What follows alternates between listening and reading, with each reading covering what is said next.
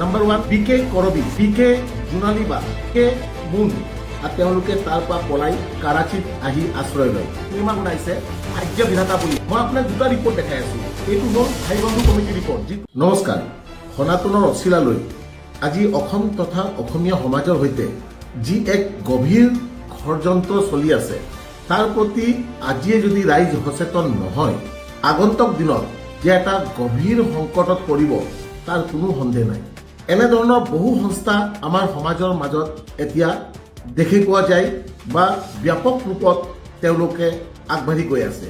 এই সংস্থাবোৰৰ অন্যতম সংস্থা এটা হ'ল ব্ৰহ্মা কুমাৰী, যাৰ বিষয়ে মই বাৰম্বাৰ কৈ আহিছোঁ।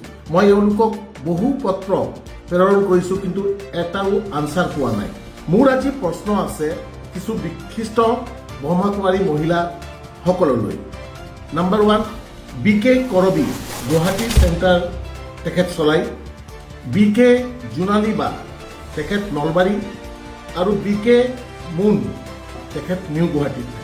মোৰ বিষয় আৰু কথা হ'ব এইকেইজনৰ ওপৰত, যিসকল বাহিৰা ৰাজ্যৰ পৰা আহি, বিশেষকৈ ৰাজস্থানৰ মাউণ্ট আবুৰ পৰা আহি আমাৰ এই চেণ্টাৰবোৰত খোপনি পাতিছে। কিয়?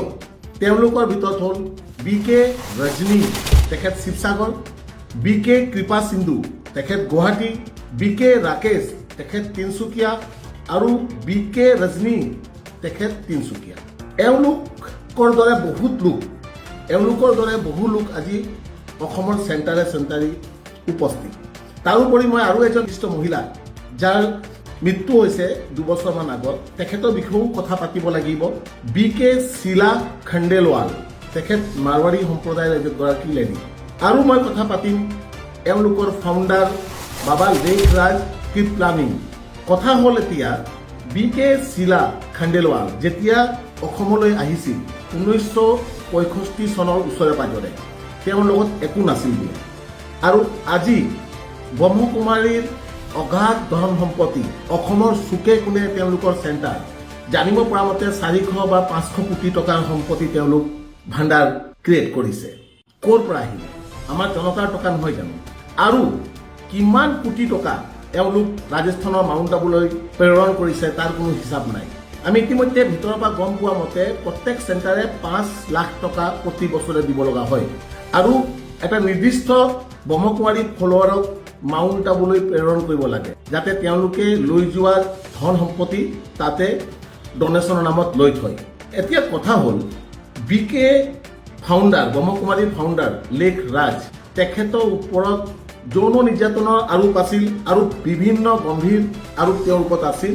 তেতিয়া 1936 চন চীন প্ৰদেশৰ পাকিস্তানৰ, বৰ্তমান পাকিস্তানৰ, তেওঁৰ এগেইনষ্টত কেছ হৈছিল। সেই সময়ৰ সনাতনী সমাজে তেওঁৰ এগেইনষ্টত আন্দোলন কৰি তুলিছিল, তেওঁলোকৰ আশ্ৰম পৰ্যন্ত জ্বলাই দিছিল। আৰু সেই সময়ৰ চীন গভৰ্ণমেণ্টে অৱশেষত এই ওম মণ্ডলী নাম আছিল তেওঁলোকৰ, এই ওম মণ্ডলীক বেন কৰি দিছিল। আৰু তেওঁলোকে তাৰ পৰা পলাই কাৰাচীত আহি আশ্ৰয় লয়। আৰু তেওঁৰ লগত বহু মহিলা, সৰু ছোৱালী 300ৰো অধিক কাৰাচীলৈ আহে। এই কথা আপুনি এওঁলোকৰ এগৰাকী বহু চিনাকি, যাক বিকে শিৱানী চিষ্টাৰ বুলি কয়, তেওঁৰ মুখেদি শুনিব পাৰিব। আপুনি শুনক। तो काम बेकार पर जीत पानी है, आत्मा को शुद्ध पवित्र बनाने के लिए। तो घर में झगड़े होने शुरू हो गए, बहुत सारे झगड़े शुरू होने हो गए। हम 1937 की बात कर रहे हैं। तो किसी बेटी ने कह दिया मैं शादी नहीं करना चाहती, किसी पत्नी ने कह दिया I will not indulge in this any more.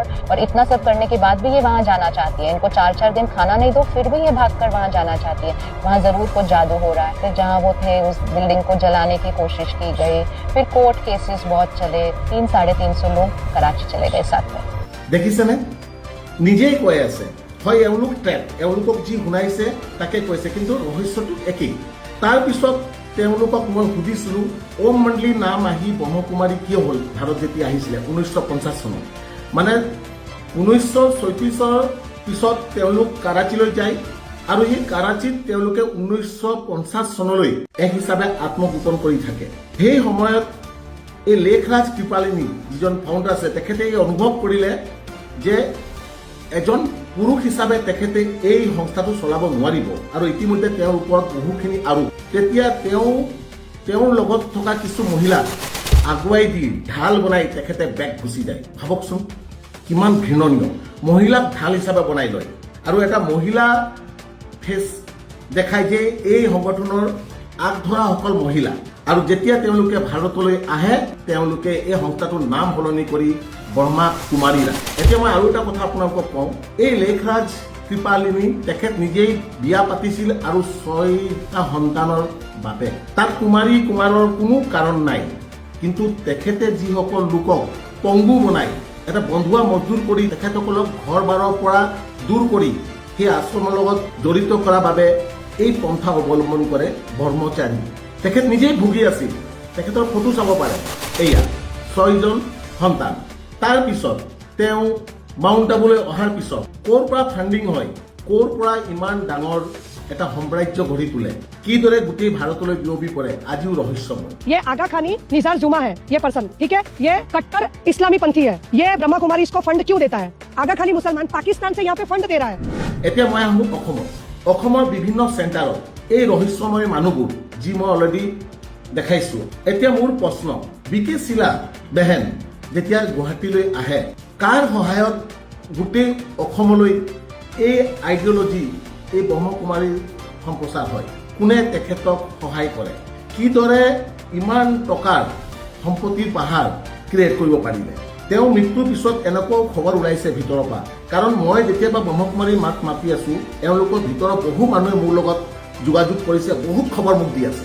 4 কোটি বা 3 কোটি বা 4 কোটি টকাৰ একাউণ্টছ নিমিলিলেই নিজৰ মাজত বহুত কাজিয়া, পদক লৈ টকাক লৈ এইসকল মানুহ ইয়াতে ৰাজত্ব চলাই আছে। আৰু আমাৰ লোকেল মই যি অলৰেডি ফটো দেখাইছোঁ, BK কাৰাবী, BK মুনবা, BK জোনালীবা, তেওঁলোকৰ ইয়াত কোনো প্ৰভাৱ নাই যিমান মই জানো। এতিয়া কথা হ'ল কি, এইদৰে বাহিৰাগত প্ৰভাৱত আমাৰ চেণ্টাৰবোৰত এটা অচিনাকি আইডিঅলজি কিয় চলাই আছে? লাখ লাখ যুৱক যুৱতী আজি এওঁলোকৰ প্ৰভাৱত পৰিছে, বহু ঘৰ সংসাৰ ভাঙিছে। চেণ্টাৰে এওঁৰ ফটো আপুনি চাওক, এয়া গুৱাহাটী চেণ্টাৰৰ ৰূপনগৰৰ ফটো, এয়া তিনিচুকীয়াৰ ফটো, বেক চাইডত চাওক কোনো ভগৱান নাই, এই লেখৰাজৰ ফটো চাইছেনে? কোন হয়? আমি অলৰেডি কৈছোঁ, মই আপোনাক 2টা ৰিপৰ্ট দেখাই আছোঁ। এইটো হ'ল ভাইবন্ধু কমিটি ৰিপৰ্ট, যিটো সময়ত সনাতনী মানুহে এওঁৰ ওপৰত কেছ কৰিবলৈ এই ৰিপৰ্ট তৈয়াৰ কৰিছিল চীন প্ৰদেশত, বৰ্তমান পাকিস্তান। তাৰপিছত এই ৰিপৰ্টটো চাওক, দিছ জাষ্টিছ, এইটো কোৰ্টৰ গোটেইখিনি কথা লিখা আছে, তাত কি জাজমেণ্ট কৰিছিলে, কি কি কাণ্ড কাৰখানা কৰিছিলে লেখৰাজে, গোটেই ডিটেইল ইয়াত আছে। এওঁলোকে এটা এতিয়া এনিমেটেড চিনেমা বনাইছে ভাগ্য বিধাতা বুলি, তেওঁলোকৰ ভিতৰত থকা মানুহবোৰক যাতে কনভিন্স কৰিব পাৰে, কাৰণ এতিয়া এইখিনি ডকুমেণ্টছ ৰাজহুৱা হৈছে, তেওঁলোকক যাতে ৰখাই ৰাখিব পাৰে তাৰ বাবে এখন চিনেমা বনাইছে ভাগ্য বিধাতা বুলি। कुछ वर्षों के लिए विलायत गए हुए थे, अब जब वापस लौटे तो अपने परिवार के पवित्र सात्विक जीवन के लिए तैयार नहीं थे। आप काम वासना के लिए हमसे प्रस्ताव मत किया करो। प्रभु हमसे पवित्र रहने का प्रस्ताव कर रहे हैं, क्योंकि अब हमें सतयुगी दुनिया लानी है। अब बताओ क्या सोचा है? एक बार कह दो, मैं ओम मंडली नहीं जाऊंगी, मैं शादी करूंगी। जिद नहीं करते, थोड़ा सा पानी पी लो। यहाँ बड़ों की बातें चल रही है ना, आप सब अंदर चले जाओ। हम तब जाएंगे जब सभी बहनें हमारे साथ अंदर चलेंगी। गर्मी में भूखे प्यासे आपको चक्कर आ जाएगा। हम धरती पर चाहे पड़ जाएं, पर अपना धर्म नहीं छोड़ेंगे। बहनों को वापस लाने के लिए समाचार पत्रों के संपादकों पर दबाव डाला और सहवास अधिकार अर्थात काम विकार के अधिकार के लिए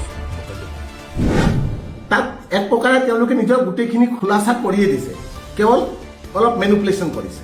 এতিয়া কথা হ'ল এওঁলোকৰ আগন্তুক প্ৰগ্ৰাম কি?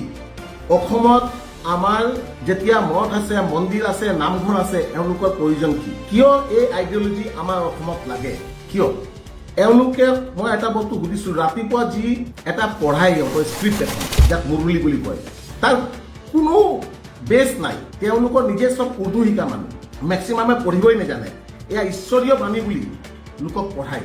মই বহুবাৰ কৈছোঁ, তাত অধিকাৰীক অসমীয়া কপিও আছে, কিন্তু অসমীয়াত নপঢ়ায়, কাৰণ অসমীয়া মানুহ ভিতৰত নায়েই পঢ়োৱা মানুহখিনি। আৰু যদিও অসমীয়া মানুহ কিছুমানে পঢ়ায়, তেওঁলোকক হিন্দীত পঢ়াবলৈ বাধ্য কৰে। এয়া অসমতে বেছি ইহঁতে প্ৰভাৱ পৰিছে, প্ৰেছাৰ দিছে, এইটো অসমত কিন্তু বেছি। মই এই সংস্থাৰ বিষয়ে বহুখিনি কথা জানো।